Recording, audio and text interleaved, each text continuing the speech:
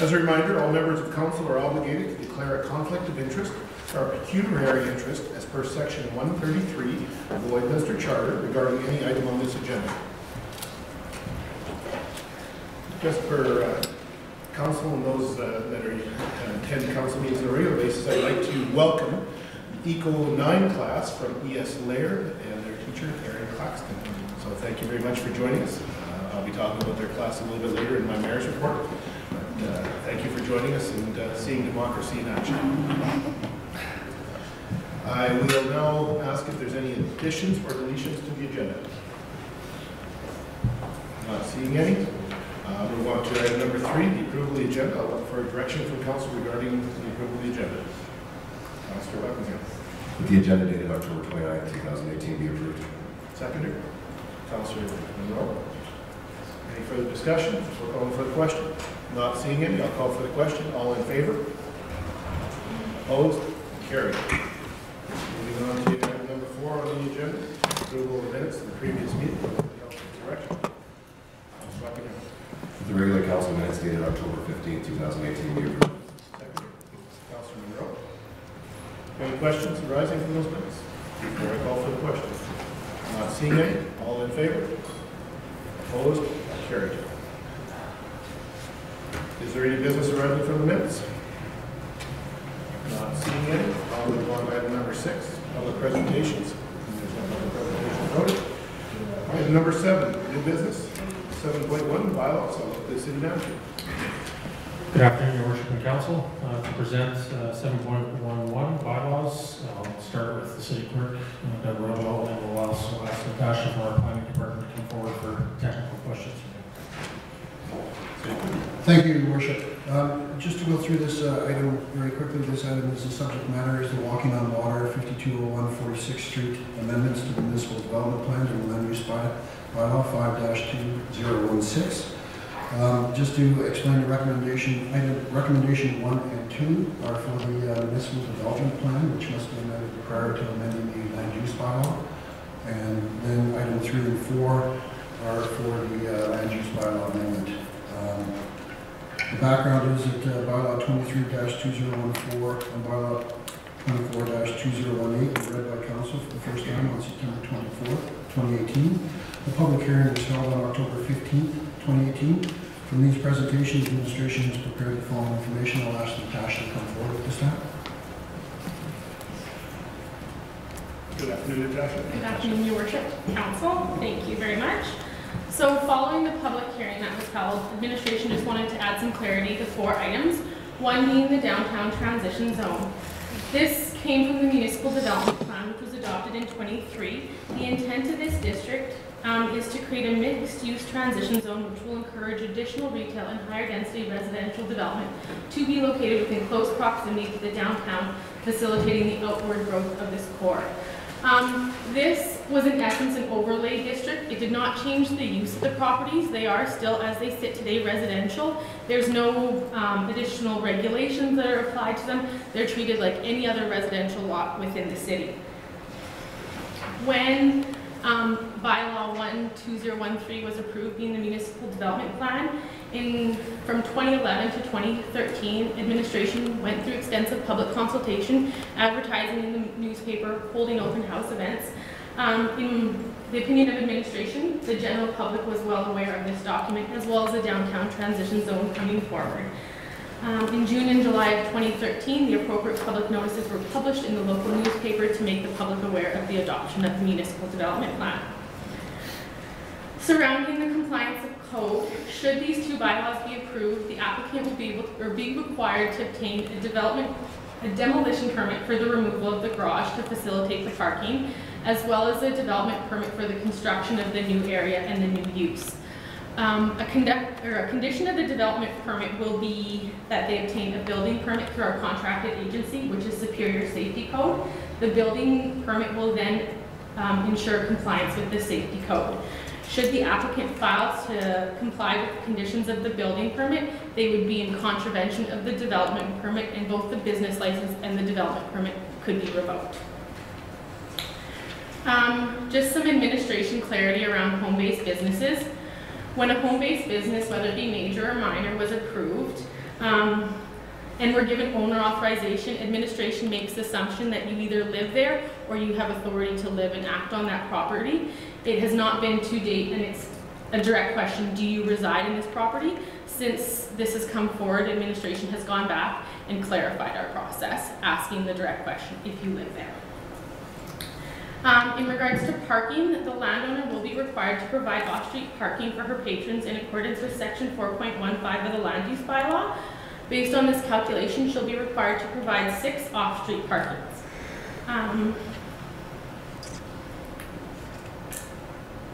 Following the review of legislation, it is in the opinion of administration that this application, sorry, scroll on me. I'll find it. Wrote there. I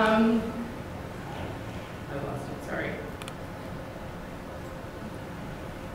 It is the opinion of administration that this application complies with the intent of the downtown transition zone identified within the municipal development plan. Additionally, the proposed development will not pose any safety or traffic danger concerns on adjacent properties. Should these bylaws be approved, the landowner will be required to apply for the demolition permit and development permit. This being a direct control 1, these applications will then be required to be presented to council for approval, so we will be coming back. Council may direct administration and the development officer to add any additional conditions they deem necessary.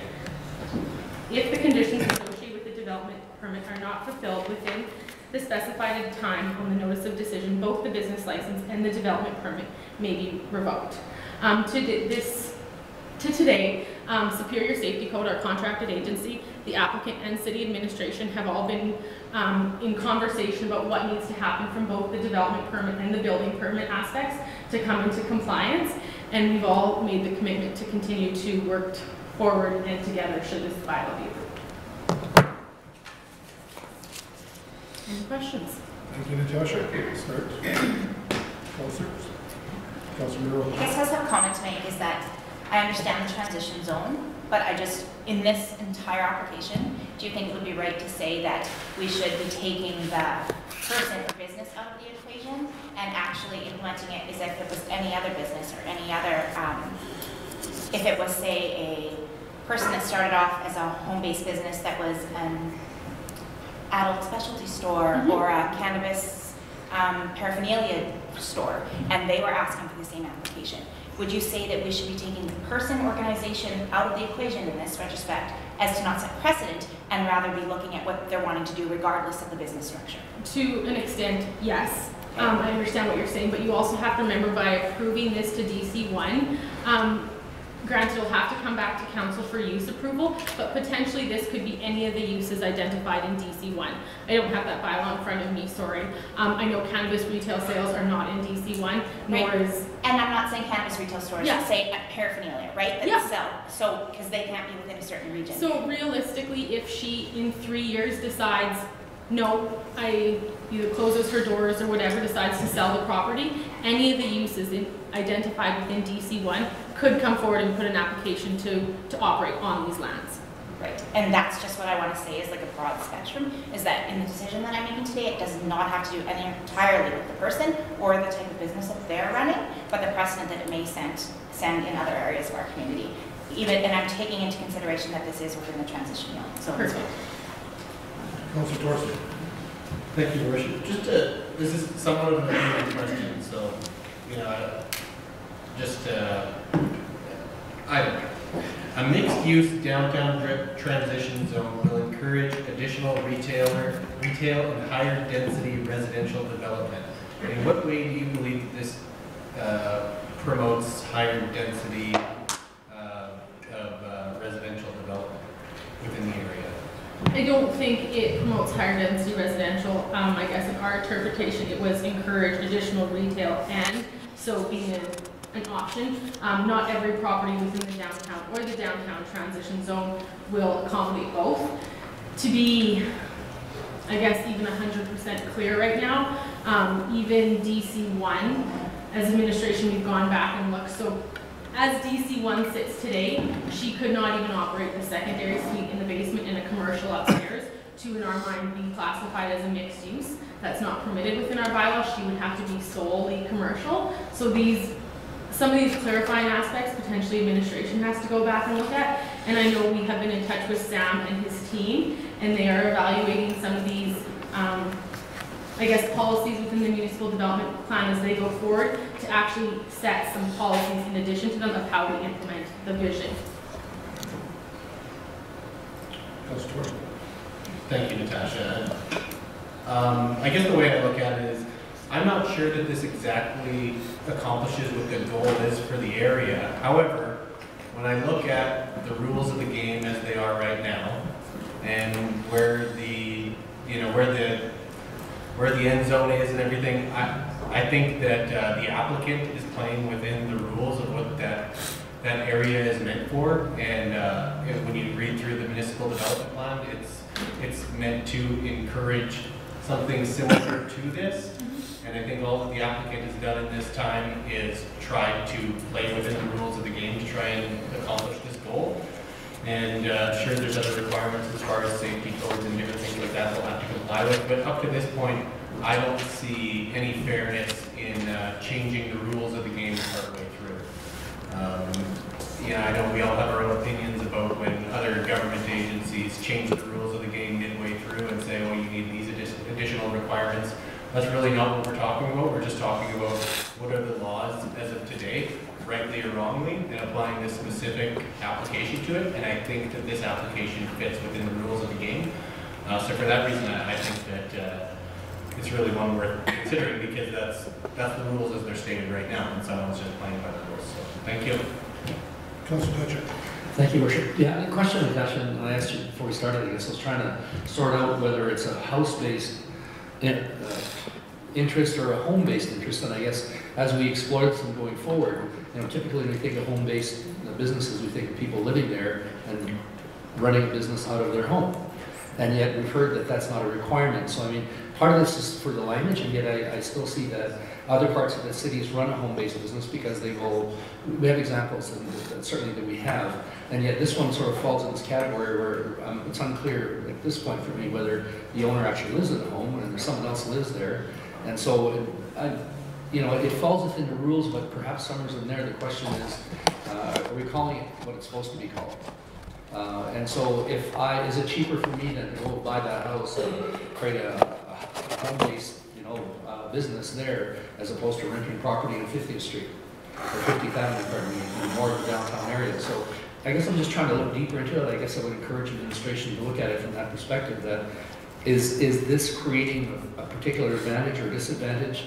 What are the benefits? And I think typically people would see the benefit when they could live in it and own it, because it's one cost and they write off the costs affiliated with the business. So this is more just a wandering kind of statement, but it was the pieces I was reading through this, trying to sort out, because I have a neighbor who has a home-based business.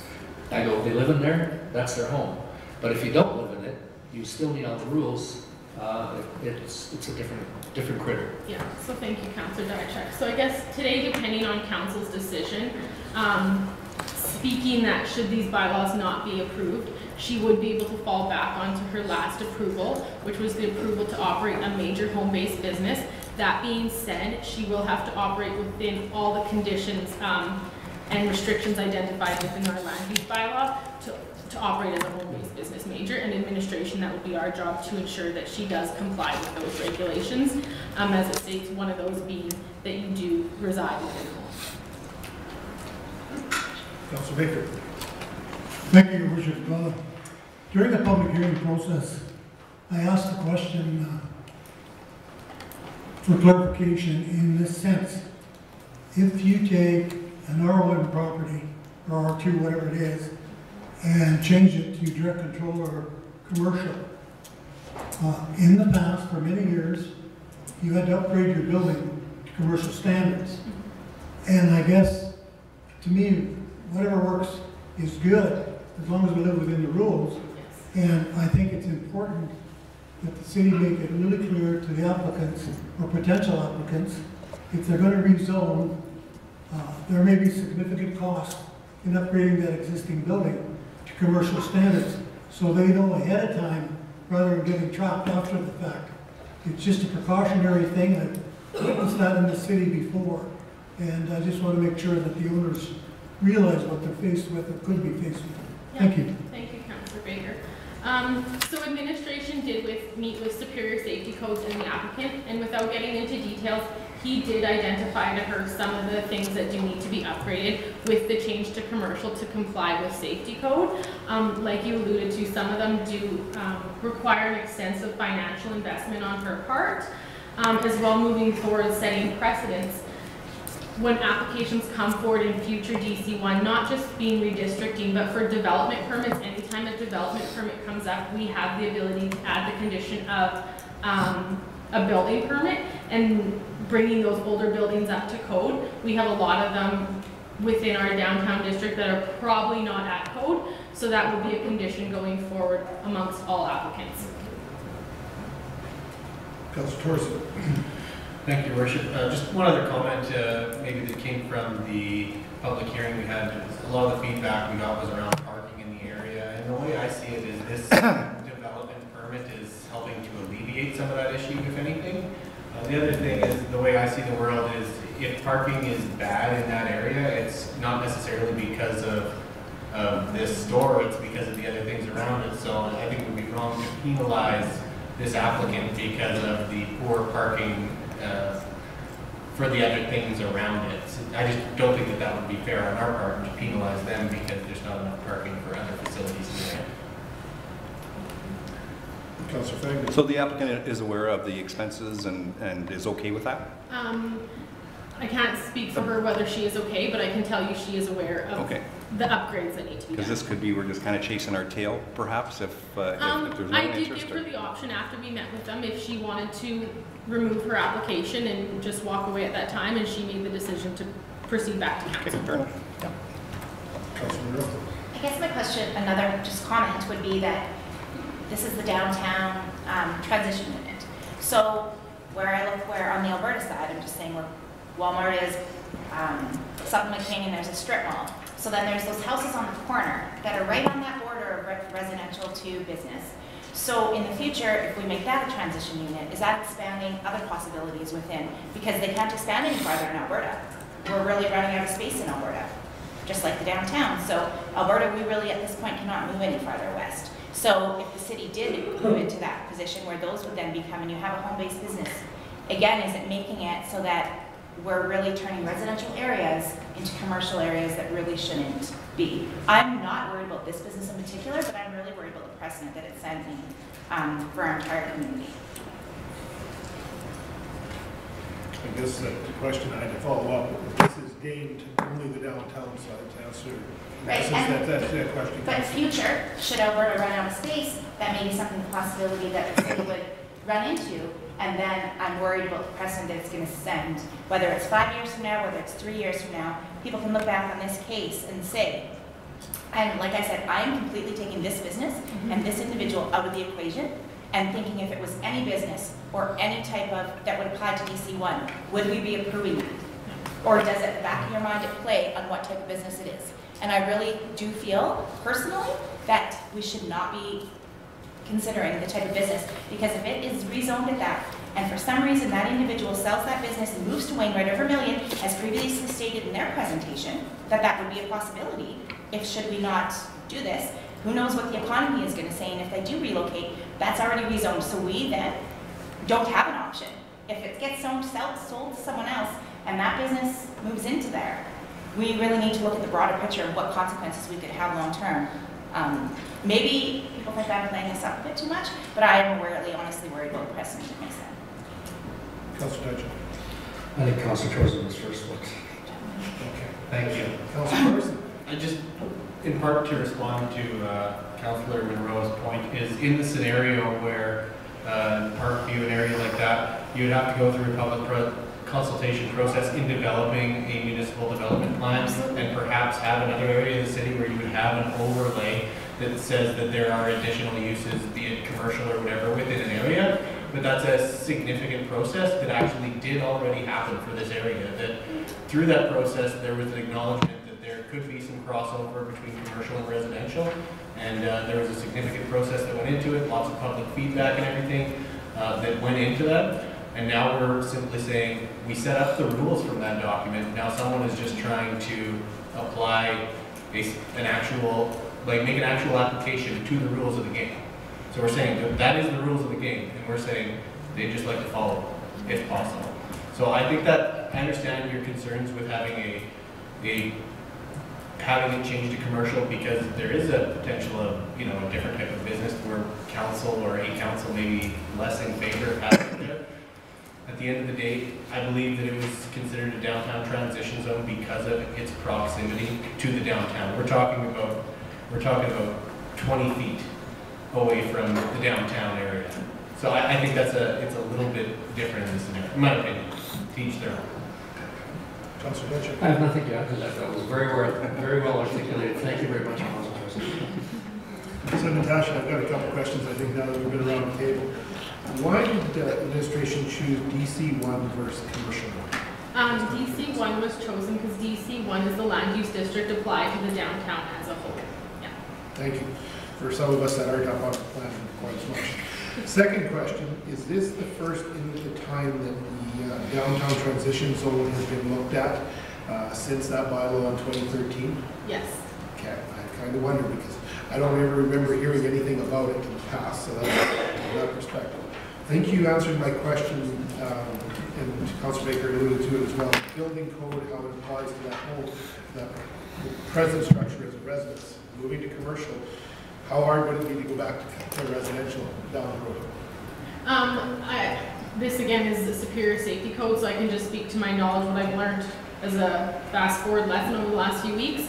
The regulations for commercial are much more strict. Yeah. So to go as to residential, she'll far exceed any residential requirements. Fabulous. And I guess, I think you addressed it in the discussion that this came to light. Understanding for people going forward, from a minor home-based to a major home-based. I think that I'm glad to hear that clarification has now been identified, and the paperwork will be adjusted at city administration and application so that people go through that.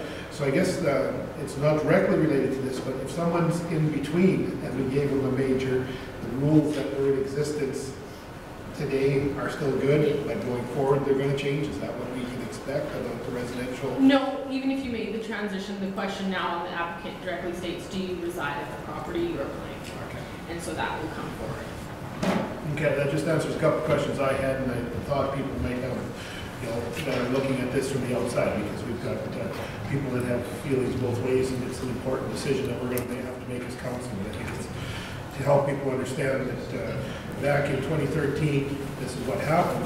This is now 2018, Yes. and it's actually coming to fruition. Exactly. And it's, you know, we've gone through this as this council. We'll make changes to bylaws, and they may not immediately show up. But I think this is what the indication of what the intent was in 2013, and it just never happened in 2018. Exactly. Thank you. Councilor Monroe? In regards to that downtown transition unit document, is there anything in there that states that this shall only be applied if there's over a certain percentage of, like if there's a certain percentage of vacancy in the downtown, then this individual could apply for this? But if no. It's a very generic downtown.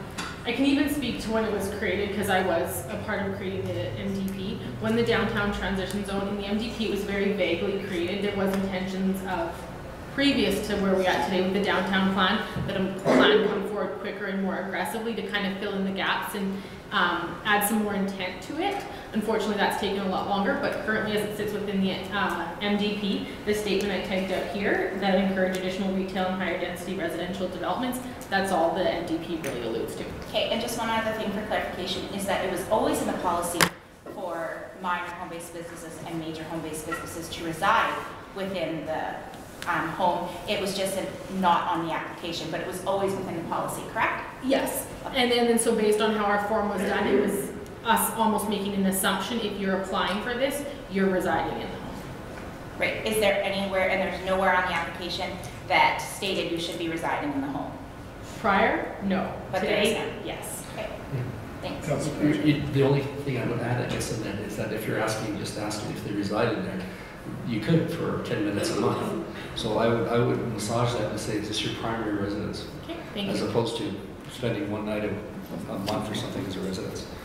People do have more than one primary residence, and people have cabins, they have multiple places, so. Thank you. Councilor Torres? Thank you, Your Worship. Just one other question around just the DC1 area. So this would be a permitted use within DC1, but are there items that would be considered discretionary use? Like some of the items maybe that Councillor Monroe had concerns about, there are discretionary uses where if it doesn't fit kind of the mold of what we would think of as a normal commercial venture, there are other ones that would fit within discretionary use. So being a DC1, even though our bylaw identifies uses, to have the formal approval, it would need to come back to council for approval. Okay, thank you. I think that's the important piece then, is that if there's a change in use, it's no longer walk-on water toy store, it becomes, you know, something like paraphernalia store, whatever, that someone may not want within a residential neighborhood, because you may look at it slightly differently with this downtown transition zone. If there was a discretionary use where we have to come back to council for approval, I think that would be a good thing. My only other question was just around, if this does convert back to residential at some point in the future, would there not be issues with the amount of area that's developed on the property once there's a parking lot on it as well as the structure? So I was under the impression that there is a percentage rule as far as how much can be actually developed. Yeah, and that would have to, yes, that would have to be evaluated at that time. In order for it to go back to residence, just like she applied to amend the bylaw to make it commercial, the landowner would then have to apply to amend the bylaw to bring it back to residential.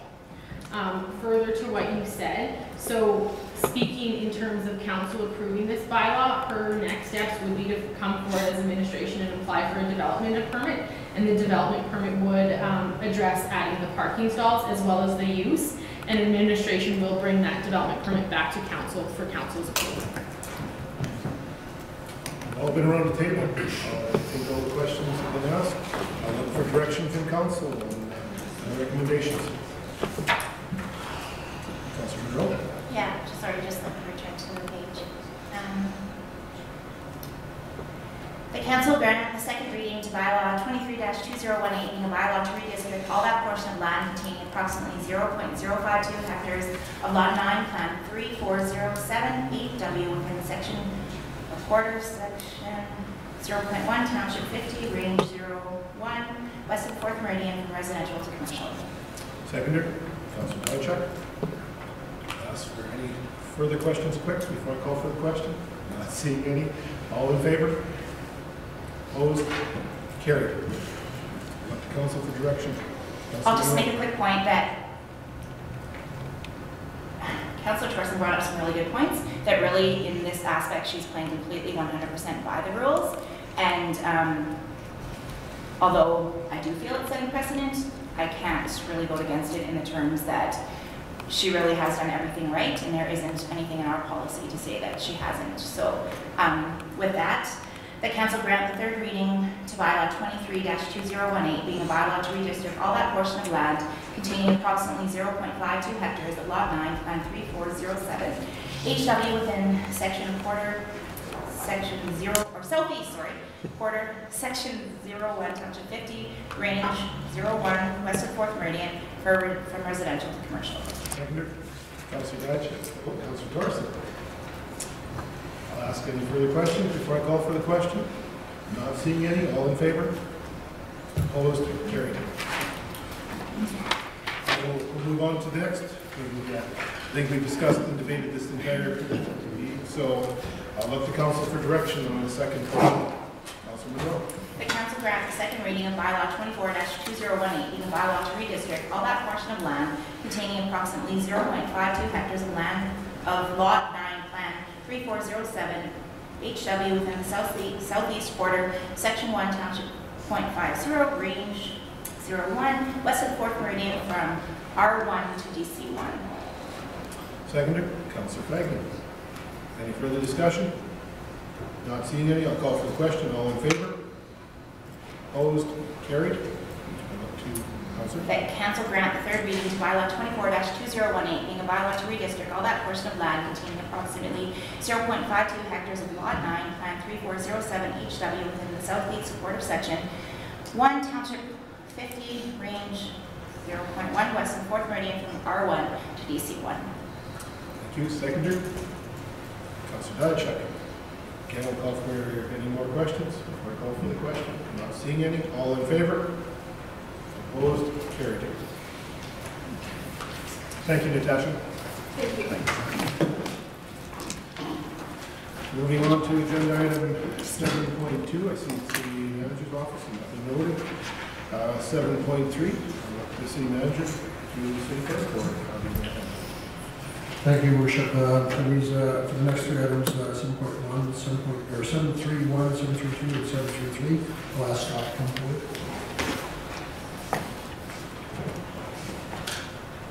Good afternoon, Scott. Good afternoon, Your Worship and Council. The subject matter for this request for decision is Saskatchewan Tax Enforcement list of lands in arrears. Our recommendation is that Council approve the list of Saskatchewan lands in arrears as of October 16, 2018, as presented, and that administration be authorized to proceed to enforcement in accordance with the Tax Enforcement Act of Saskatchewan. Properties listed on the Saskatchewan listed lands in arrears will be subject to tax lien registration by the end of January 2018 if the known arrears have not been dealt with prior to the middle of January. Letters advising of arrears were mailed in August 2018, and additional tax lien warning letters were mailed in October 2018. To all Saskatchewan property owners that had arrears greater than $60, advising that arrears were not paid, further action would be commenced. Phone calls will also be made to registered owners on title. The attached list gives details of 124 properties that have tax arrears as of October 16, 2018. This list is required to be advertised in the local newspaper, posted in the Treasurer's office, as well as a public place at City Hall for at least 60 calendar days prior to the lien being registered. This list does not include Saskatchewan properties that have already had tax liens registered. Administration continues to work with property owners and mortgagees to get the tax arrears paid prior to having registered tax liens. Some options here is Council approved the list of Saskatchewan lands in arrears as of October 16, 2018 as presented, and that administration be authorized to proceed with enforcement in accordance with the Tax Enforcement Act of Saskatchewan. This will allow administration time to meet legislative requirements. Or Council not approve the list of Saskatchewan lands in arrears as of October 16 as presented, administration not be authorized to proceed with enforcement in accordance with the Tax Enforcement Act of Saskatchewan. This option may limit the amount of time administration has to meet legislative requirements to advertise the list in the local paper prior to registering tax liens. Or Council requests further information from administration. As far as budget goes, any legal advertising and other enforcement costs incurred as a result of tax enforcement process will be added to the tax roll of the property owners. And just to give a further update, we wrote this, I think it's October 16th. Since that time, we had 124 properties at that time. We've gotten 15 more off the list in that time, so we're down to 109 properties at this time. And I'll pass it back to you, Worship, for any questions or comments. Thank you, Scott. Questions? Comments? Councilor Hutton. Thank you, Worship. Thanks, Scott. Glad to see this progress being made there. I think I recall asking this question a year ago, because this is more or less a housekeeping exercise when it comes to these types of things. We have to do this, and that's the way things go. However, what I was curious to know is if you remember where we were at a year ago today. How many properties we would have had on this list a year ago today, just in comparison? Thank you, Councilor Buckingham. We're typically around this number every year at this point. We continue to work with our residents throughout the year, and you'll see in the next request for this decision where we are now based on 110 last year. Yeah, I just think it was important to bring it up because I kind of remember that's about the same number we dealt with a year ago today. And the thing that I hear out there over and over again is the horrible state of our community. And some things are not great, there's no doubt about it, but some things are completely over-exaggerated. And I think this list of tax enforcements can actually follow some of the rumors that are out there about those types of things. So from year to year, we're not seeing huge changes. No, I would think if anything, we've gotten better over the last few years. Good, thank you. Any other comments or questions? That's very much a similar question, Councilor Hutton. Thank you for asking that. All right. There's no further questions. Just as a confirmation. Director Scott, you're saying you're the same every year? Approximately the same, yeah, each year. In November of the tax year? Yes, we bring this forward. I just want to make sure I understand that. We bring those three RFPs forward every year in November or late October. And Basically, this one is just asking council to give us permission to continue on with tax enforcement, so we can have further conversations with our residents as far as getting our tax arrears paid. But typically, we're in this number every year in November. Would it be fair to ask you, maybe out of order, Your Worship, what about the Alberta side? Pardon? What about the Alberta side? The Alberta side starts off roughly the same, but we have more, I guess I'll call it more teeth than the Alberta side. We can do things without asking council for permission. So we tend to get those paid up a lot quicker. So if I can add this, Councillor Scott. Sorry, Your Worship. 2017, 113 properties. When we did this, as Councillor Buckingham said, what was the number last year?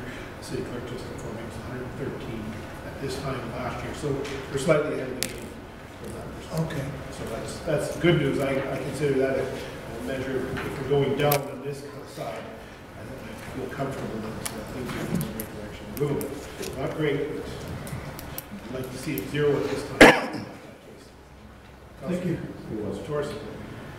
Thank you, Your Worship. Yeah, I just have a couple comments. One, I think there's no question that the tax team, Scott's team, does a great job of, using the tools that we have in our toolbox as far as cleaning these things up as we go, and I think they do a great job of that. And the other thing is just, I think everyone in council would be in agreement that this is kind of the worst part of the job, or one of it, when you are trying to collect from people who don't necessarily have the cash. But my perception is of these things, it's generally the same people year after year who are running into this issue.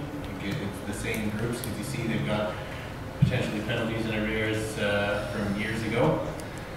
And it's really too bad, because at the end of the day it appears as most of them are paying, but they're paying a bunch of penalties and interest and charges on top of it. So it would really be great if we could find some way to get people back on track, so they're not having to pay the penalties and fees on top of it. We don't have to go through this runaround in the process to get there, but at the end of the day, this is what we have to do to be able to act on our powers of the law. Thank you. No further questions. I'll look for direction from City Council. Councillor Buckingham. The council approval of the list of Saskatchewan lands and arrears as of October 16, 2018 is presented, and with the administration be authorized to proceed with enforcement in accordance with the Tax Enforcement Act of Saskatchewan. Seconder. Councillor Diachuk. Further questions before I call for the question? Not seeing any. All in favor? Opposed? Carried. All right. If you'd like to move into 7.3.2, Scott. The subject matter of this was Saskatchewan tax enforcement, further action required.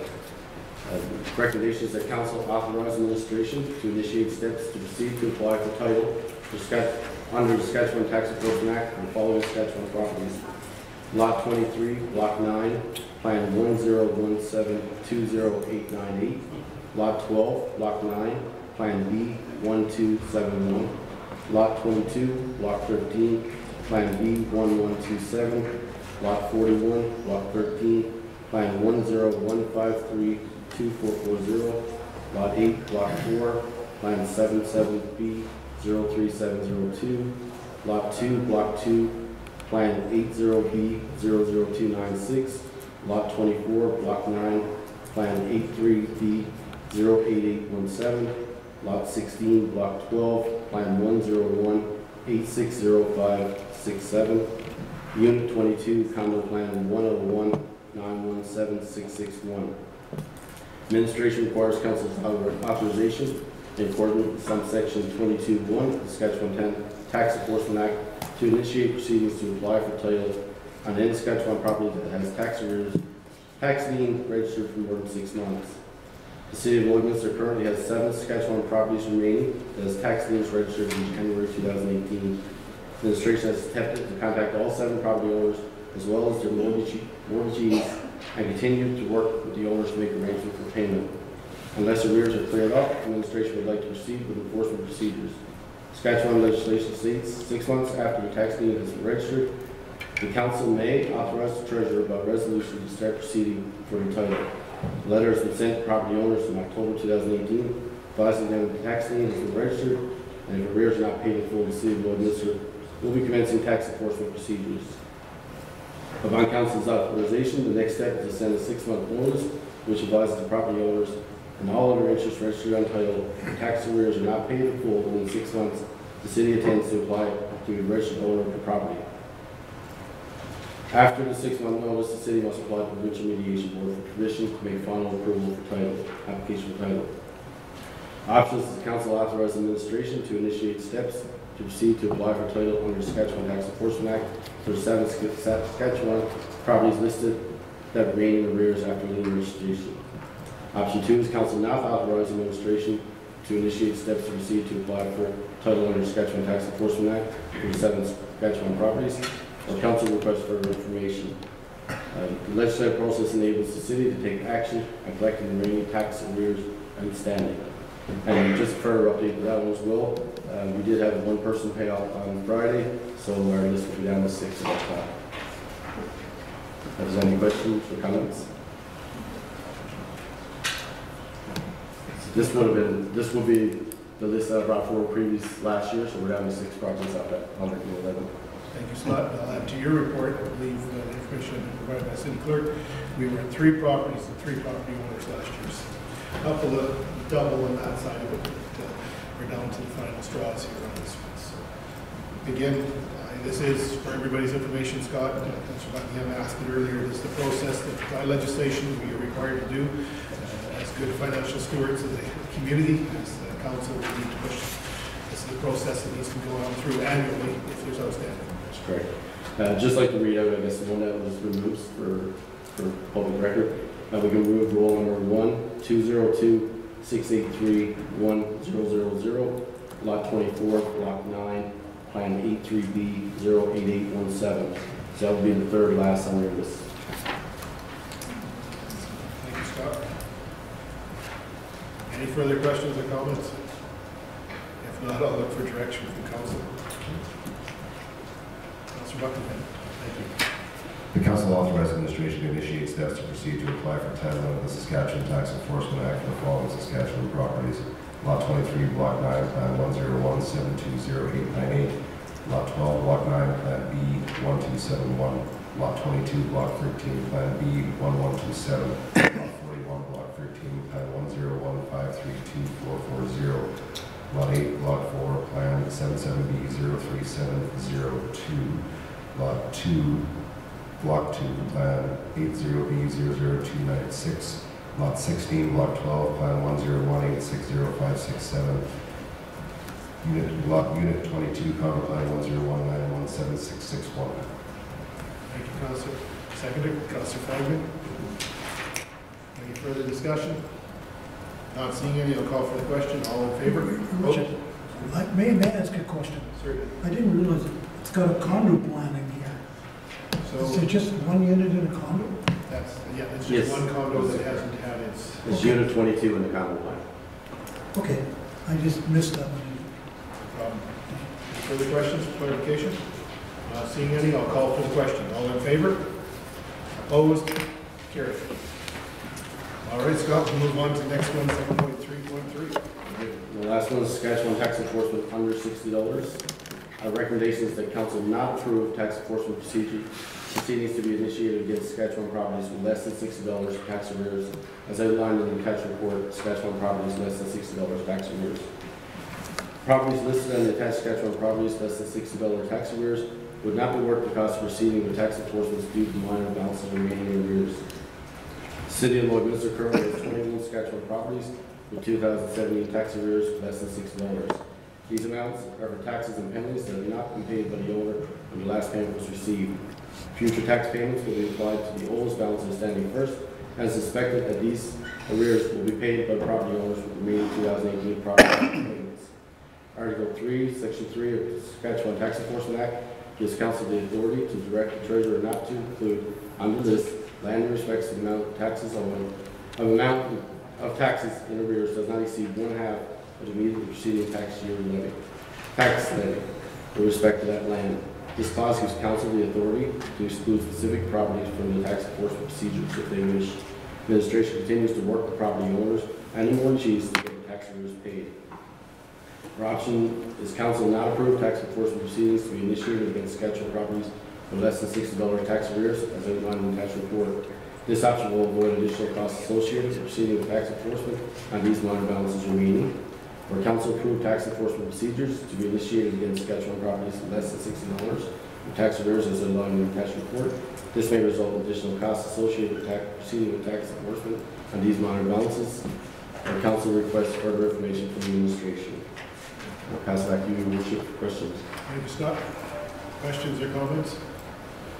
I guess the one I've got, Scott, if I may, is, so we don't write off taxes. They simply, when people pay next year, this year's tax, it'll pay off the substanding amount. Even though I think total I'm seeing $357.50, we clean up 18 properties.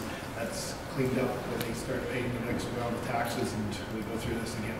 That's correct, Your Worship. So as they make payments, we'll apply it to the older owing first.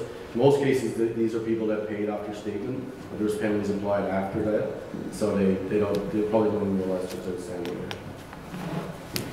And again, the city clerk was kind enough to inform me there was 18 in 2017, 21 in 2018, so it hasn't changed much.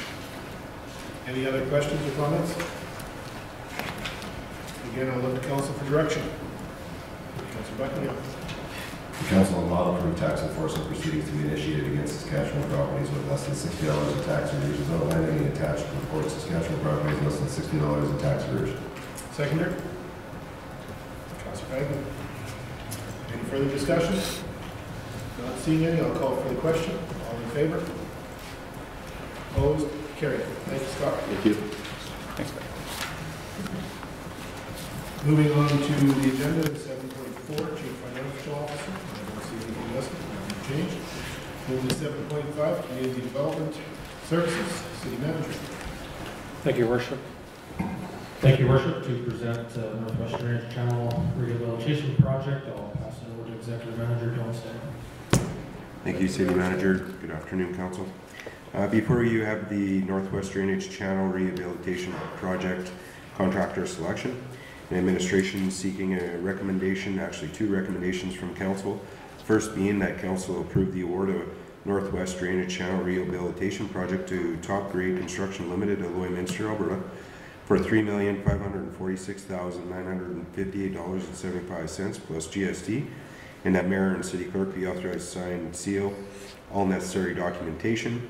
In addition, approve a 10% contingency allowance to the amount of $354,695.88. And secondly, that Council approve the reallocation of $305,454.63 to be funded through the Capital Asset Replacement Reserve. This, just further information on this is the amount we are short from what was approved in the 2018 capital budget. That was approved by Council back in January. The City of Lloydminster is drained through the network of storm sewers and drainage channels, one of which is the Northwest Drainage Channel. The Northwest Drainage Channel is one of the city's major drainage outlets that runs from 75th Ave to Highway 16, northeast through the city to Neely Edmund Lake. It drains the north half of the city as well as approximately 2,500 hectares in the county of Vermilion River. It was realized that several culvert crossings in the city of Lloydminster were not able to adequately convey all the flow from the Northwest Drainage Channel downstream during major storm events. The excess flow trapped upstream of the culverts and eventually overflowed the culverts. The north banks of Lake V, which is part of the Northwest Drainage Channel, overtopped the road at the intersection of 50th Avenue and 62nd Street in the 2016 flood. In 2015, or the 2015 Stormwater Master Plan estimated the cost to complete rehabilitation of the Northwest Drainage Channel to be approximately $3.7 million. The estimated costs to complete the entire project have increased to $13.9 million. The increase can be contributed to the complexities of the improvements along the drainage channel, i.e. the Husky Refinery, the Refinery CP rail line crossings. As such, the project has been broken into phases. Phase 1 includes the following upgrades: replacing existing 900 millimeter and 1350 millimeter culvert crossings at 57th Street, replacing the existing 1350 millimeter culverts at 50th Avenue and 62nd Street intersection, replacing existing 2-meter culvert crossings at 67th Street, regrading the drainage channel between CP Railway and 57th Street, and regrading the drainage channel between 57th Street and Lake V. Future phases will include the work further upstream, including CP rail crossings and through the Husky Energy Incorporated refinery property. The completion of the design of the future phases will be completed in 2019, with construction to be slated to be included in 2020 and 2021 capital budgets. A request for tender package was issued to 9 of the city's Lloydminster pre-qualified underground contractors on September 17, 2018. 3 bids were received and publicly opened on October 5th, 2018 at the Lloydminster Operations Center. Top grade construction had the lowest amount without the provisional items number 6, 7, and 8 as per the chart at $3,546,958.75. Due to the fact that the tendered sums shown in the table above are outside the city's approved budget, it has been determined that 3 of the 4 provisional upgrades can be removed from this phase of the project. By completing these upgrades at this time, the system overall capacity will be improved by providing the opportunity to defer the provisional upgrades to future phases. Budget implications for the provisional item upgrades not included in this award will be added to the scope of work of the future phases. We're anticipating construction to start January 8th, 2019 with a completion of August 16th, 2019. So as far as budget implications, the approved capital budget for the Northwest Drainage Channel Rehabilitation Project was $3,787,000. The approved budget for the approved budget and the requested shortfall of $305,454 will be used to cover engineering and construction costs identified in the table. The city submitted an application to the Alberta Community Resilience Program, the ACRP, seeking additional fundings needed to complete the remaining phases of the project. The environmental implications, the city, through its engineering consultant, has notified Alberta Environment and Parks for the upcoming rehabilitation as required under Section 6 of the Wastewater Storm Drainage Regulation, which states in the past the design of the extension or replacement must meet the standards and guidelines for municipal waterworks, wastewater, and storm drainage systems. In the notification provided, the city's consultant has certified that the designs for the project comply with the regulations. Further to that, Your Worship, my understanding from the engineering department is that the city has received around $2.6 million from the ACRP Community Resilience Grant, and that money is going towards the project as well. And I'll pass it back to Your Worship if you have any questions. Questions, comments? Councillor Buckingham. Thank you, Worship.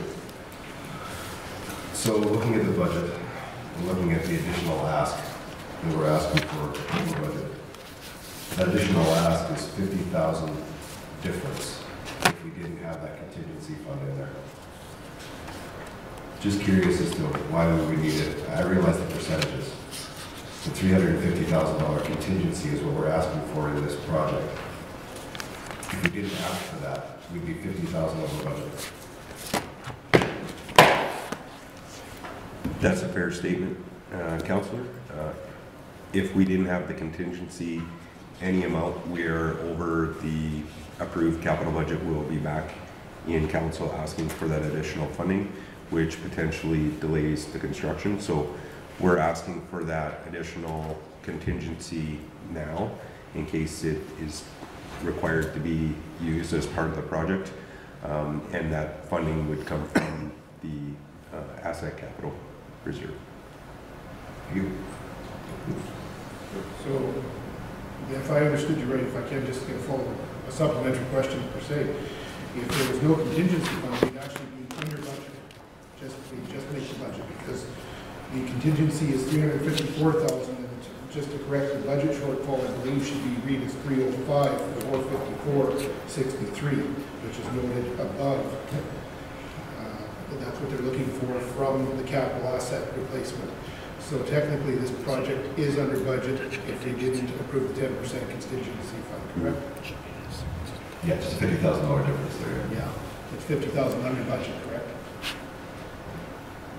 Yeah, I'm looking at it a little bit different. Maybe I'll call Terry Burton forward to verify the construction cost. Yeah, I just based on that.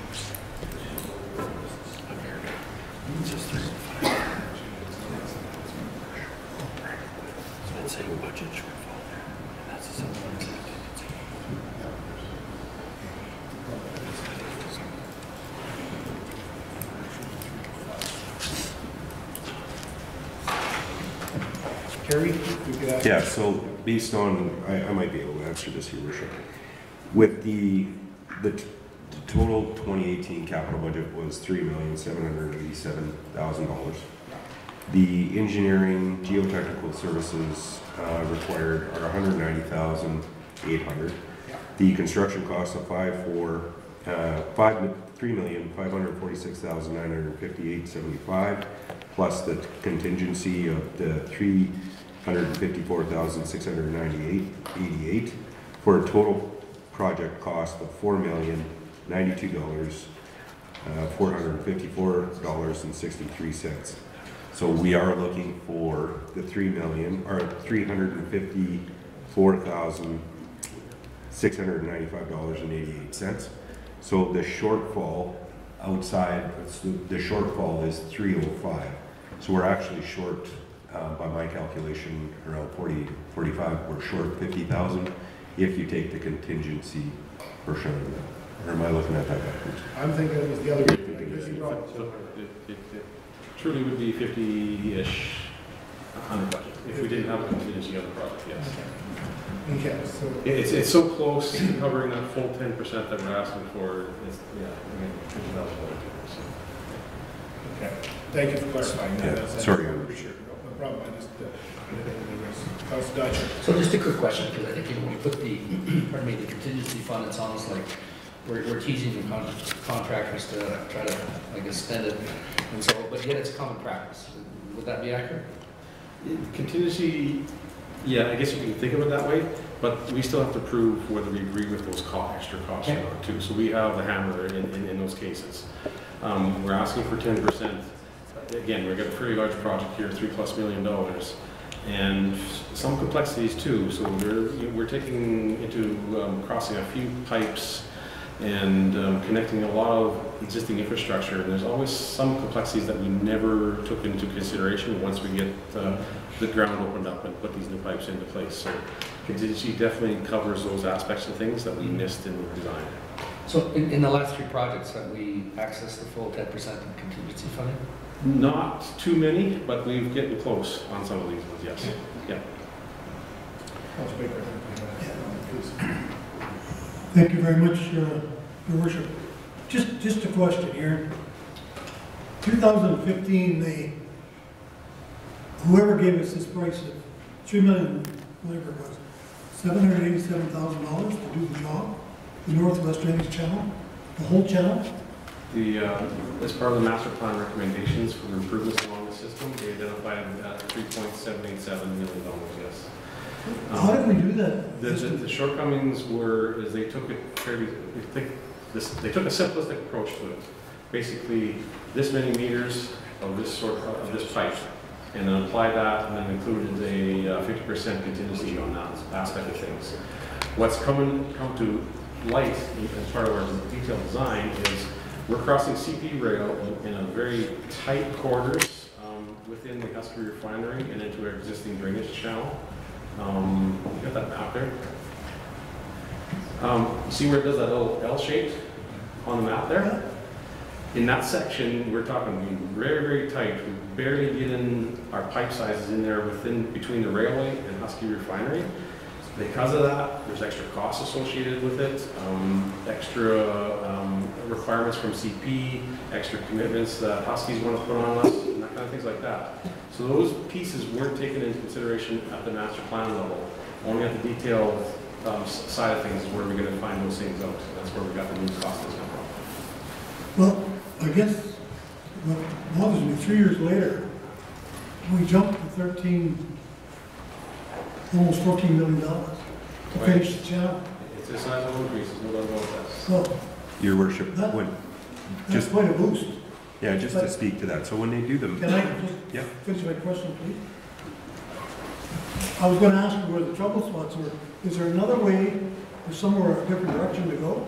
We analyzed a couple of different options.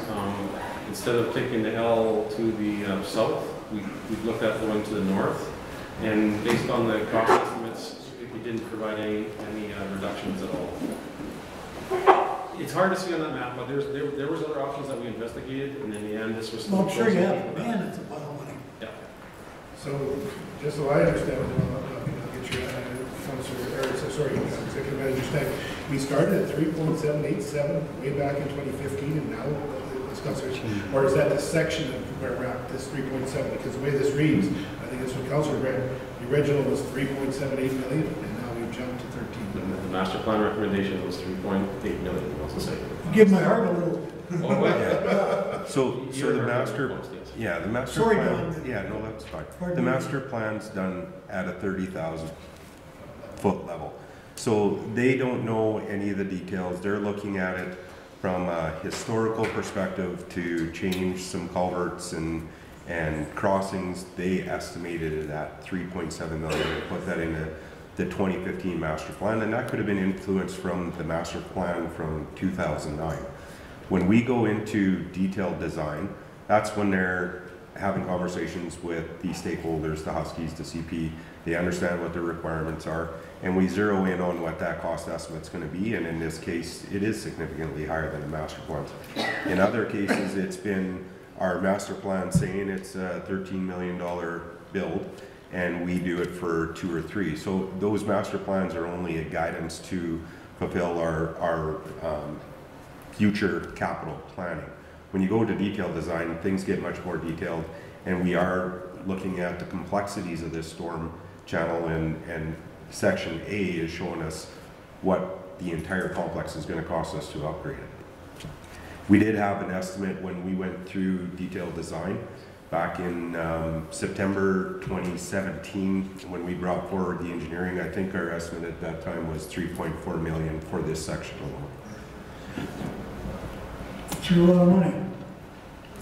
There's a lot of work to do there, and we got a lot of issues with this storm, and from my perspective, we need to start moving forward.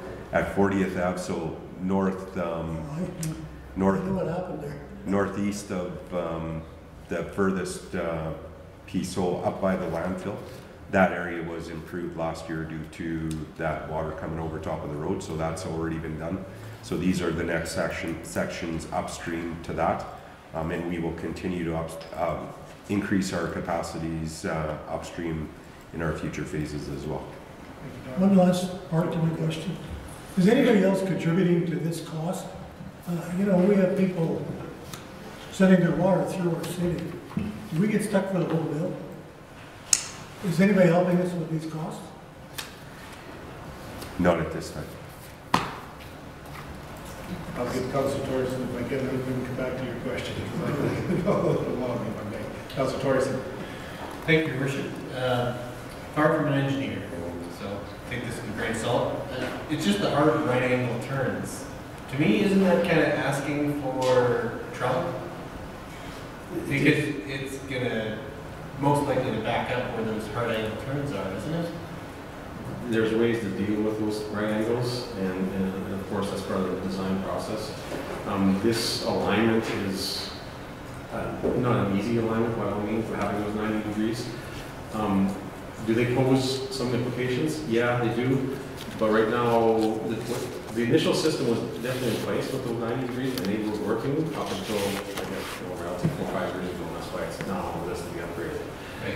It's just a matter of how you design for it, how you design those bends to actually flow and take some of that extra loss that you get up front. Okay, yeah. Like I said, I'm assuming there's someone a lot smarter than I am who deals with these things. It's just, if there was a place where you're gonna get a backup, I could see that those hard right angle turns, and sometimes that's done by design in different, stormwater management. I know there's some west of town that where they use those types of methods to try and get water diverted to specific areas, but it just concerns me because that looks like it's in the middle of a refinery or right along it. Good question for that one too. I just thought about it too.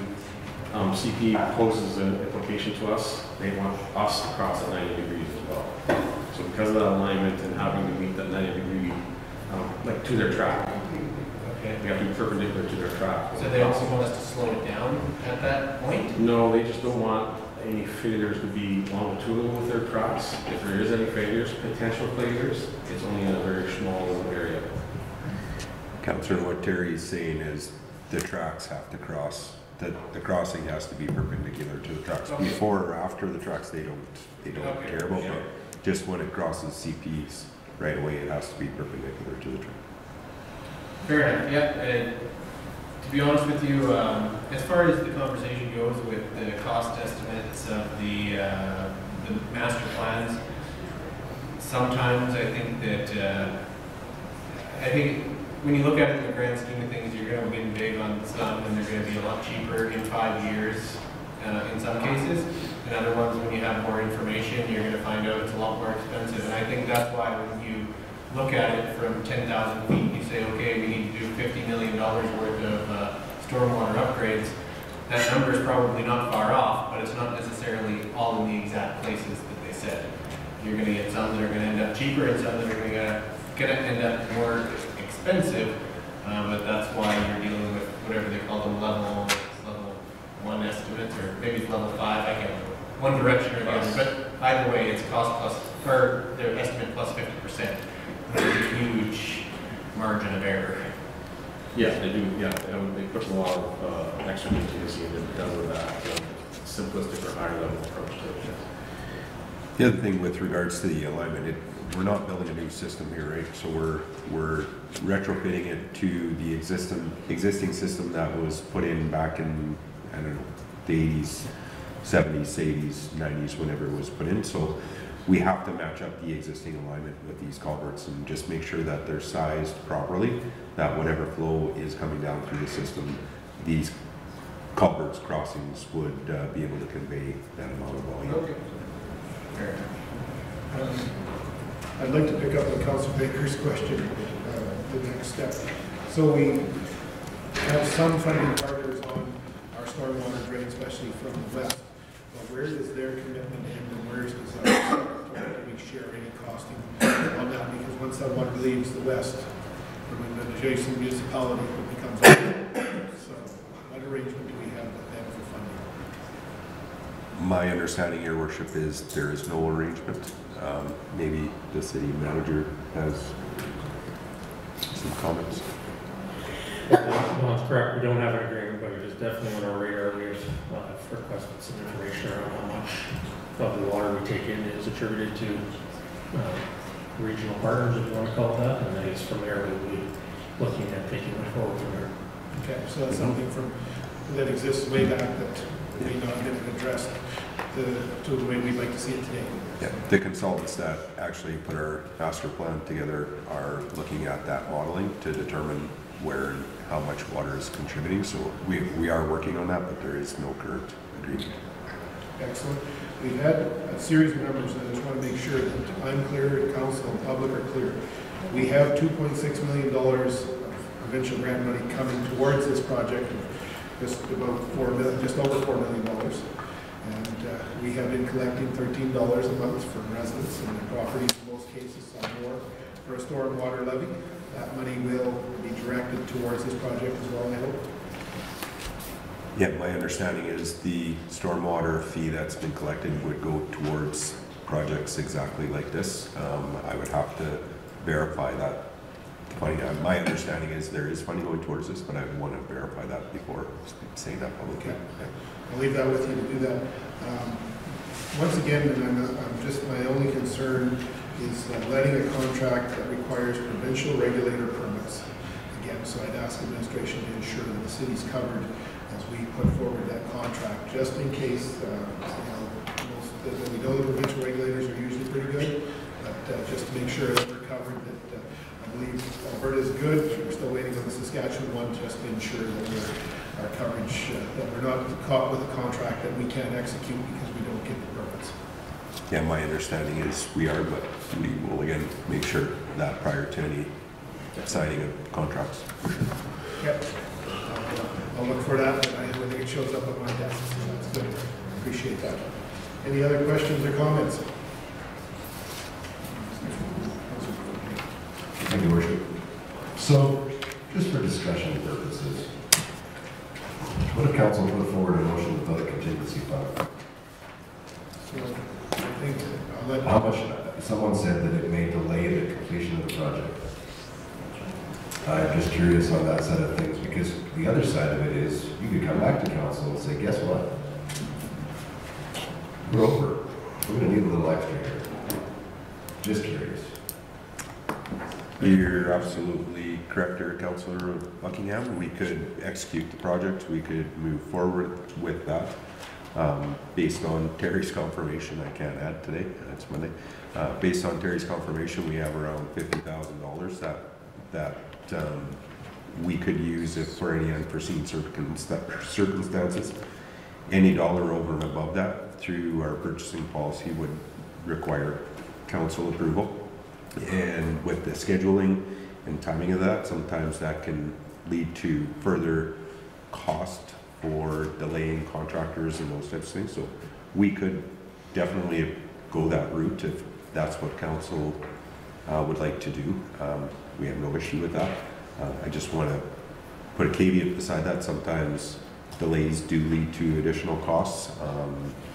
Sometimes the timing of when we receive these unforeseen circumstances or our unit rates, not unit rates, or unit volumes aren't exactly as they are tendered and we're short here or there, that those items would be coming back to council and there may be some delay in that, but we could definitely do that if that's council's desire. Question two, similar to that then. If council approves, and I guess this would be a question to all projects, if we approve that 10% contingency and you only use 5% in this case, would you only draw 5% from the reserve and the 5% would remain? And if it was a non-reserve, a typical project, and I'm moving in a little different scope, if it was just a regular budgeted item and we approved 10% on contingency, but you only used 5%, that 5% would be returned to the general budget. Yeah, my understanding, Your Worship, is we only take what we need, but it gives administration the authority up to that 10% to deal with whatever needs to be dealt with at a project level. Like Terry said, we don't always get to that 10%, and in those cases, we don't draw that and put it into some special place. That stays where it is, and we manage our projects to the best of our abilities and try to keep our costs as low as possible. Any amount over top of construction needs to be approved by A, the consultant that is working with us on construction management, and B, the city owner, which is the administration or the engineer in charge of that project. So there is a requirement for that to all be approved prior to expenditure, and we do hold our contractors and consultants at a fairly high standard with regards to additional cost. Thank you. I think Councilor Thorson, Thank you, Your Worship. I understand where members of council are going with this particular item as far as the contingencies go. In some cases, I think that, we do kind of lay our cards out a little bit too much to contractors and say, hey, depending on the scope change that you have, there's more money in it for you, and I don't want to give that impression in one sense. But on the other hand, we look at 50th Avenue this summer, and we had, significant delays because things happened within the project, and that was even without having to go back to council, I believe, for additional funds. That took an extra month because of it on 50th. I just wouldn't want to see, adding an extra 15 days to get to a council meeting or something like that to get the additional approval required. So I don't know that, during a construction season, the practicality of necessarily pulling back that contingency, but at the same time, If I understand this right, this one's a little tricky because we would be going over the budgeted amount, so it would absolutely, if it goes over the $50,000, would have to come to council. But if it remains within the $50,000, we don't touch the $50,000 difference, then that would be within the city manager's power to approve that on their own, because they can approve purchases up to $200,000 with the understanding that it's budgeted. However, this one would be a little bit trickier because you would be over budgeted if you spent more than $50,000. Is that correct? Well, I'm not 100% sure you're correct, and maybe I'll lean on Doug a little bit here. Our old purchasing policy gave administration the ability to go up to 10% over a project without council's approval. With the development of the new policy, that was removed with the contingency that you're going to use the word contingency twice, that contingency is asked for at the time project is approved. So that's why you're seeing it more now being asked for than you have in the past. Our policy has changed. Now we're required to ask council for that contingency rate up front, and that amount is approved as our project cost. Anything over that is the requirement of administration to bring it back to council for further approval. With regards to your question around city manager's authority, my understanding is there's a $10,000 variance that city manager has the authority to give approval on. That's over and above any project, but it wouldn't be the same as the purchasing authority, where anything up to 200,000 is city manager's responsibility. In the policy, it states $10,000 overage on a project. Anything over that requires council approval, and that any contingency is required to be requested at time of contract award. Okay. Thank you. I guess in my mind, it's important council knows when we got these kind of numbers, when we're running into trouble with budgets, it affects the whole budget, not just the budget for that project. My concern is we've got 2,500 hectares. Where I came from, it used to be acres. 5,000–6,000 acres of land draining into one channel running through the middle of the city. Is there a way to divert that water through another channel? I know just north of the city here, there's an old stream that runs right across north of University by about a mile. And is there any way to drain it through there instead of doing all these high-priced upgrades as you were talking about? It still wouldn't affect who pays for what's going on in Ely Lake. You can still end up in Ely Lake, I believe. But the alternates to drain that big block of land out of the county, there might be a more economical way outside of the city. I can't quite understand, and I'm sure there's a reason, why it drains right through the middle of our city and puts the refinery at risk and whatever else you have in its path there. I just don't understand that. This path, or this northwest drainage channel, follows an existing historical drainage system. And that 2,500 acres or hectares that we're talking about in the administrative report definitely and directly flows along that natural path. This system was built pretty much almost 100% within those confines of that old drainage system. Again, because of the lay of the land, it provides that opportunity to obviously flow downhill, right? And so to redirect, it's always plausible it can be redirected, but there's a lot of regulations in which you cannot redirect flow or stop flow from an area to another area. Oh, so there's always some guiding principles in there that may come into play that prevents that. As well as topography. To re-divert a channel may require lift stations, pumps, and those types of things. As Terry said, this is a natural drainage channel that's been maintained by the city for many, many, many years and part of our entire drainage system.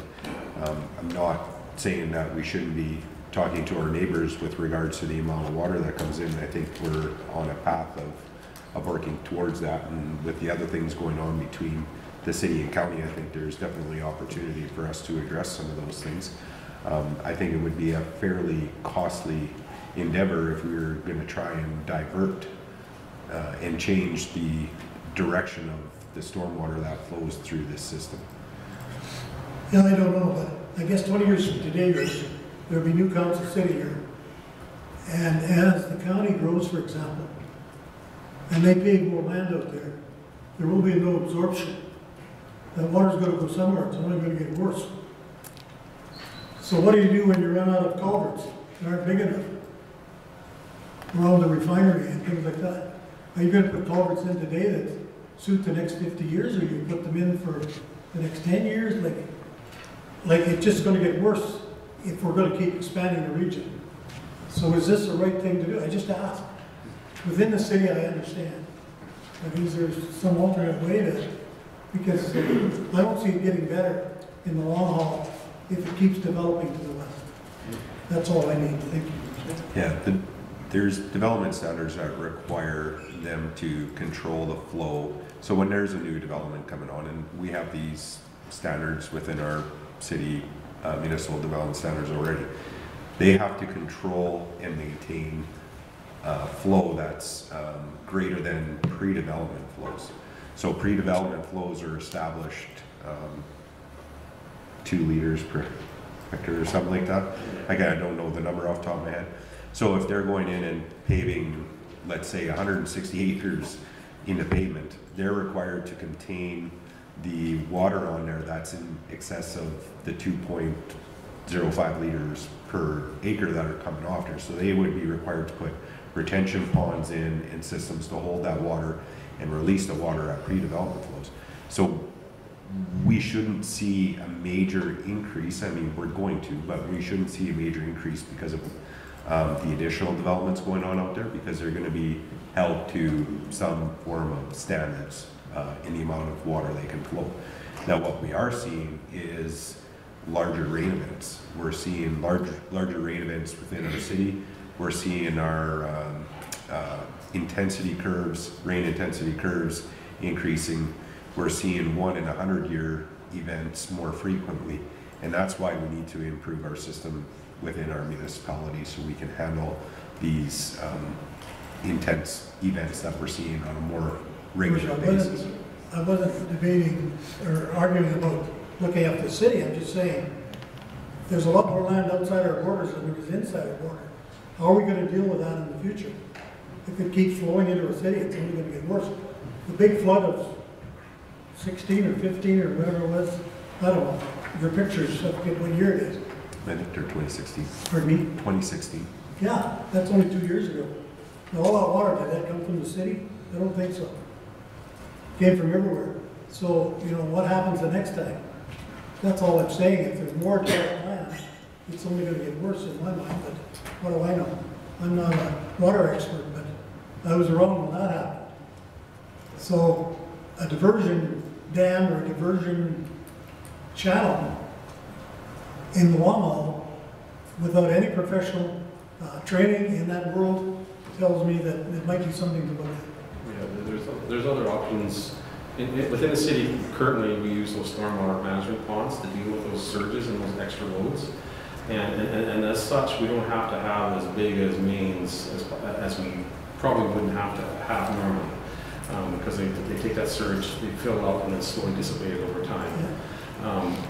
And that's part of our municipal development standards that Executive Manager John Sanders is bringing forward too. So as development happens, as we grow, annex more, whatever else comes into play, those standards come into play for those new areas.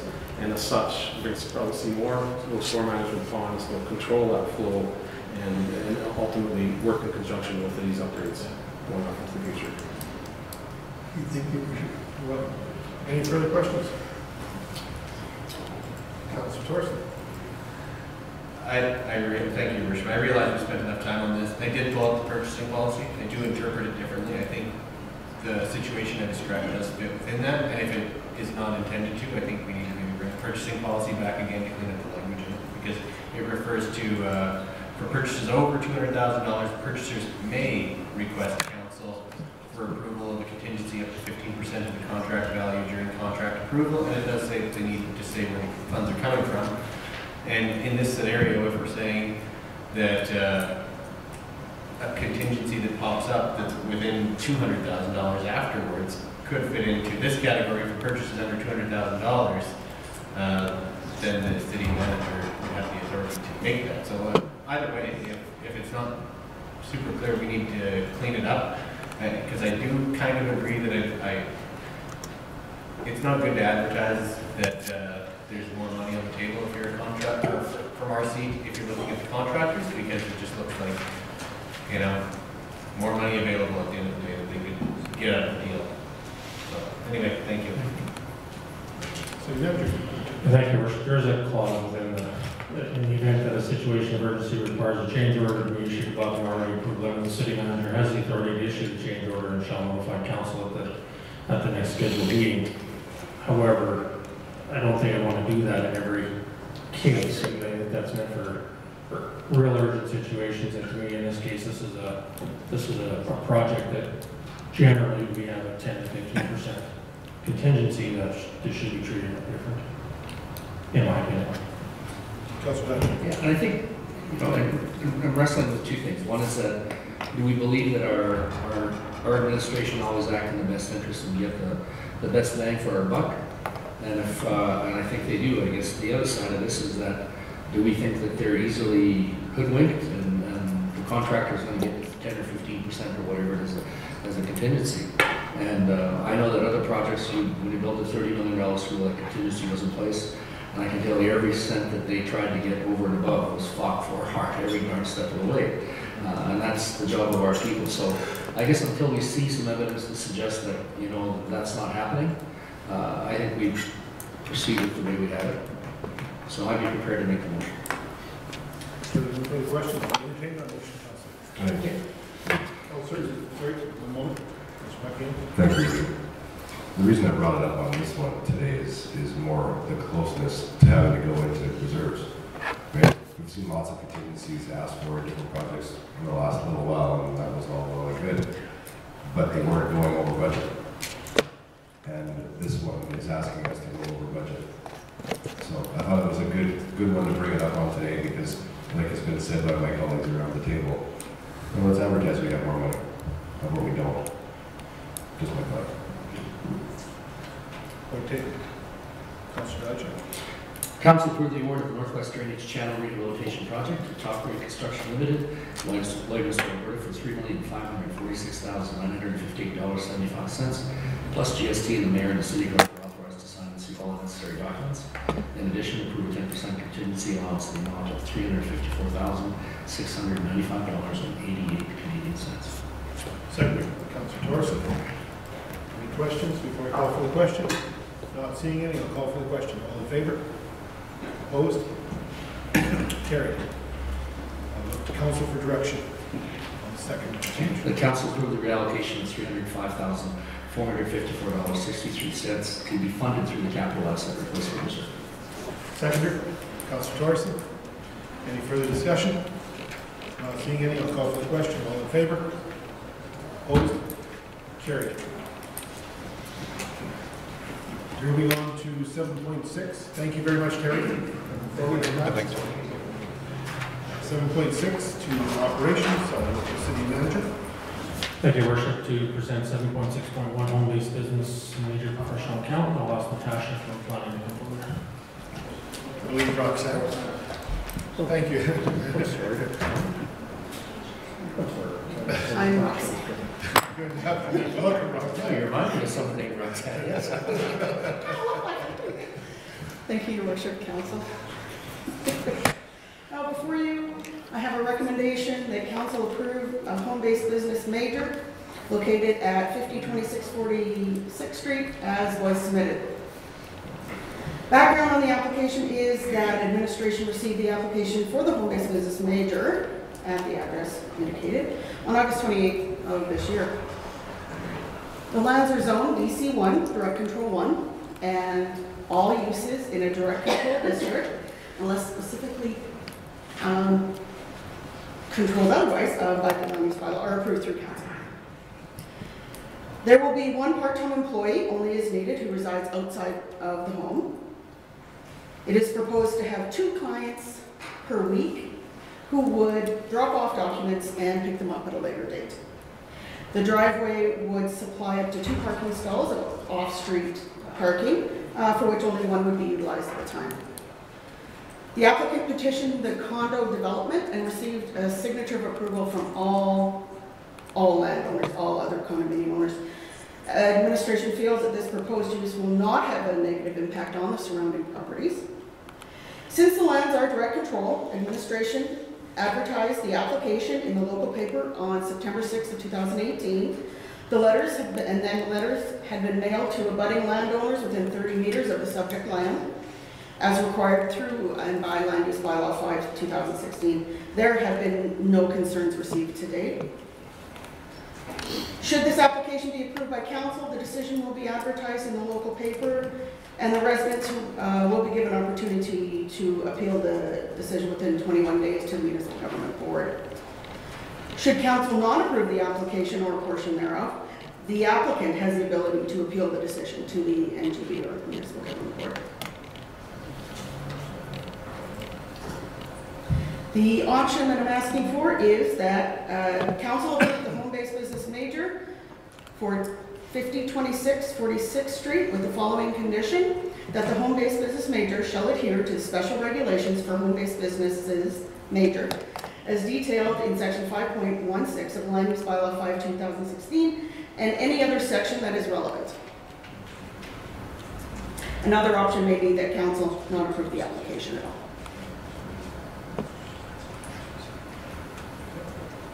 Thank you, Roxanne. Councilman. So just for clarification, do they currently reside in this area? Yes, they do. I have an email from him. Okay.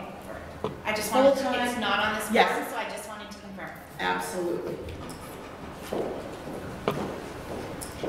So further to this major and minor, since we've had that discussion earlier today, a major would be basically Monday through Friday, 8 to 5, give or take. Is that how we define a major from a minor? Just to help people clarify, including myself. Major would have people coming into the home, more than 7 per week, or 1 outside staff. And in this case, it's the 1 outside staff that would dictate the major application. Of course, in a direct control zone, any application would come to council for approval. We're learning an awful lot about home-based businesses of late, so it's all good information for council. Any other questions or comments? I'm prepared to make a motion. See any other comments? Last call. I'll entertain it. Oh, sorry. Councilor Torres. Thank you, Your Worship. Just the one question, question number 2. I normally don't get down into it, but would there be exchange or sale of goods or services from the confines of the dwelling? Wouldn't you assume that that would be a yes? Because if you're providing services out of the property, then that would be a sale of a service? Yes. Okay. Yeah, the service in this case would be professional accounting. We have to, yeah. Okay, yeah, fair enough. I just seen you.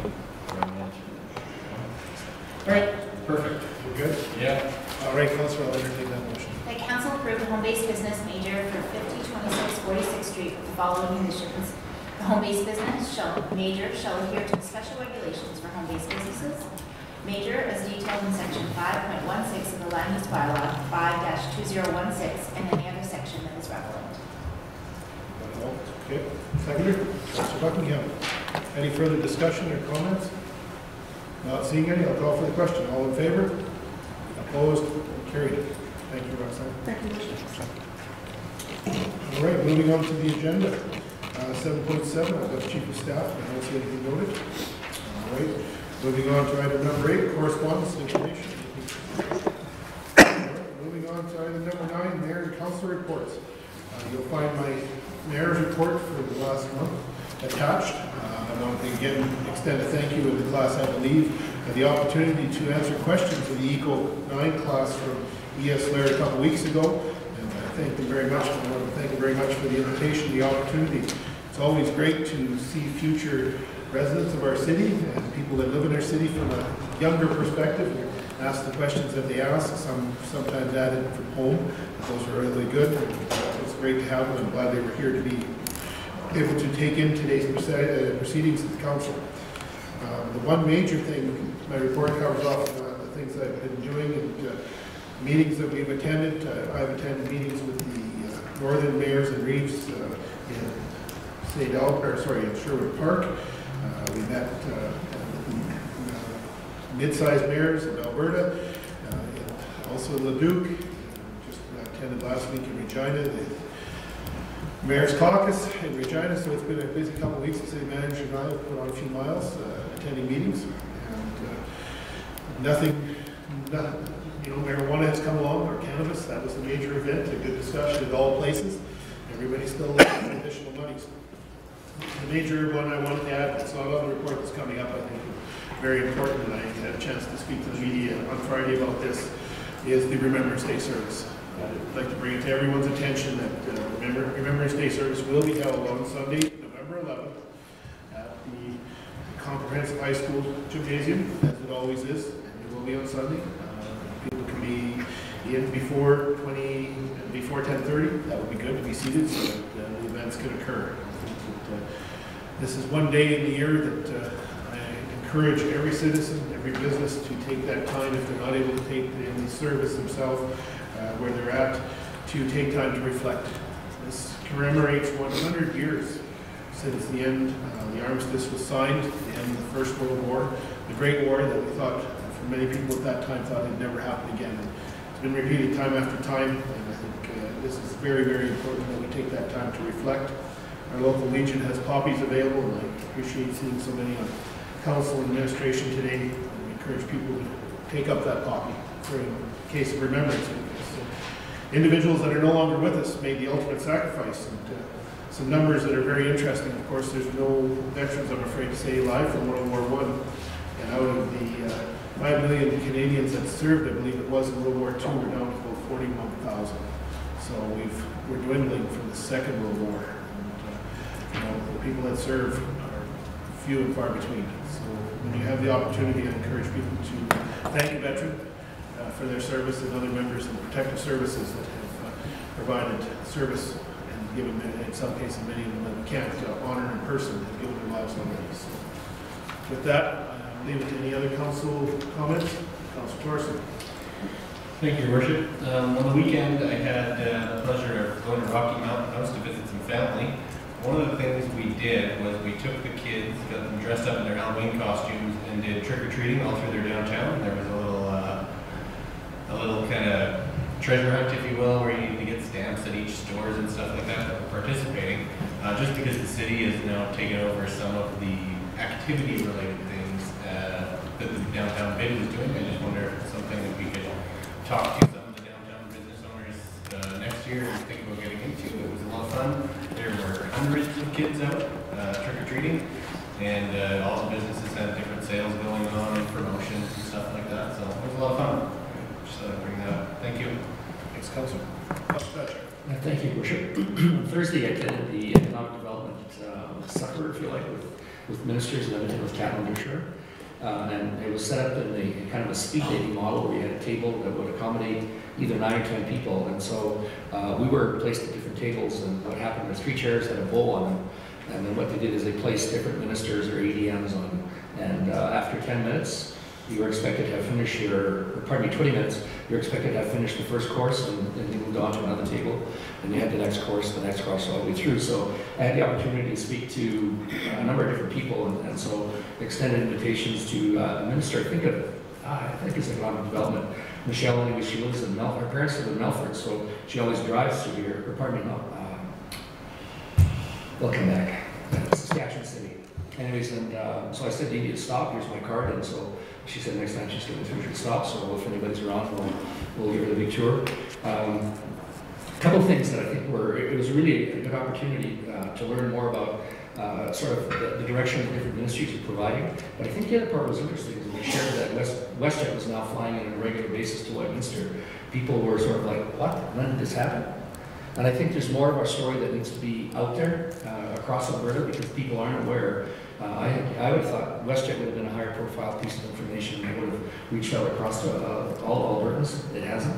And I think as people suddenly begin looking for a place to do business, that might be an important piece. Because these people were from anywhere from Calgary area to West Lock and up to Lac-La-Biche, and they were like, wow, when did that happen? So that was a surprise to them. So I think in addition to all the other good things that we're doing, and certainly that conversation with Catlin was really, I think, an invaluable one. And there's a conference in April. I think the summer's in Alberta, I can't remember the place, but I think those kind of connections to that group of people is very valuable. So I appreciate the opportunity to go.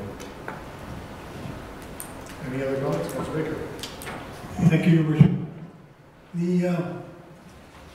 About 2 weeks ago, mature night, Councillor Stephanie and Councillor Aaron and myself were all at the Chamber annual gala night.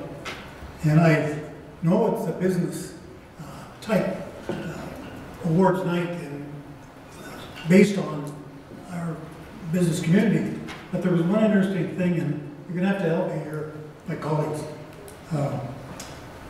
The motorcycle club, Lloydminster, they call them the Hog. I'll have to ask Doug what that means. Watertown Hog Chapter, Harley Owners Group. Oh, okay, there you go. It amazed me that since they've started, they've donated over $400,000 worth of toys for the kids in the community. That just goes like this, between $400,000 and $500,000, I think they said. Yeah, it's toys. It's mostly cash, to be honest with you, more than it's toys over that time period. I've been involved in every one of those runs. And yeah, it's mostly cash, but it's... And they convert it into toys and do whatever they do. But it's absolutely amazing when you think what volunteers do. Like, I never associated, and I've heard about it, no question, I associated $500,000 with a toy, or whatever it was here. And I just thought that was worthy of mentioning it. What a great evening, and great for our community, and it was quite positive, I thought. And thanks for being there, everybody. So that I just thought I'd mention that as a side note there. Thank you. Thank you, Councillor.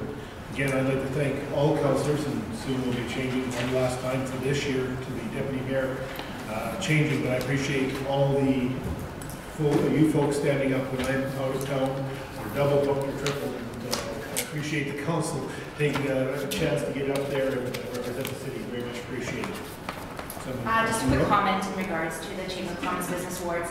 I had the opportunity to present the Downtown Business of the Year Award, and I just want to congratulate everybody that was both nominees and recipients of the awards that evening. It was a great evening out, and also just congratulations to both the Rescue Squad and the Lloydminster Region Health Foundation, who have both put on their galas in this past month.